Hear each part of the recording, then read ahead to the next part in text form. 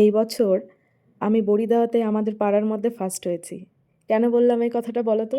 First হয়েছি বলতে, এই বছর আমার পাড়াতে সবাই বড়ি দেয় প্রত্যেক বছর। তো সবার বড়ি দেওয়ার আগে এই বছর আমার বড়ি দেওয়া হয়ে গেছে। এই ভিডিওটা প্রায় ১ মাস আগের ভিডিও। তো ১ মাসের মধ্যে আমি এই ভিডিওটা পোস্ট করারই সময় পাচ্ছিলাম না। প্রথমত ওই বড়ি দেওয়ার পরপরই বেড়াতে যাওয়ার জন্য ব্যস্ত। মানে বেড়াতে যাওয়ার আনন্দ নিয়ে এই ভিডিওগুলো আর পোস্ট করা হয়নি। তারপর ঘুরে এসে সেই ভিডিওগুলো পোস্ট করতে, করতে এই ভিডিও আর পোস্ট করা হচ্ছিল না। গ্যালারি ঘাঁটতে, ঘাঁটতে হুট করে চোখে পড়ল, তো ভাবলাম আজকে পোস্ট করেই দিই। কেননা দেখা গেল ভিডিও পোস্ট করতে, করতে গরমকাল চলে এলো, তখন আমি বড়ির ভিডিও পোস্ট করছি। ভিডিওটা আমার গ্যালারিতে অনেকটা পিছিয়ে গেছিলো।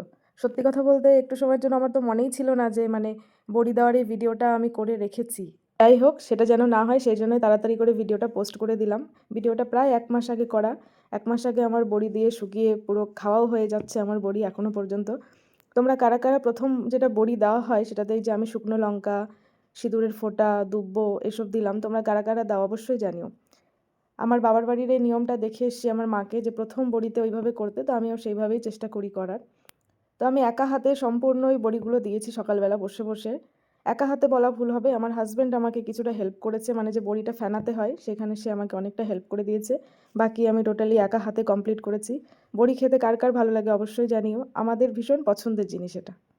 আর আমার হাজব্যান্ডের তো আমার থেকেও বেশি পছন্দের জিনিস এটা, মানে প্রত্যেক দিন যেটাই রান্না করি সেটাতেই বলে, বড়ি দিয়েছো তো একটু তরকারিতে।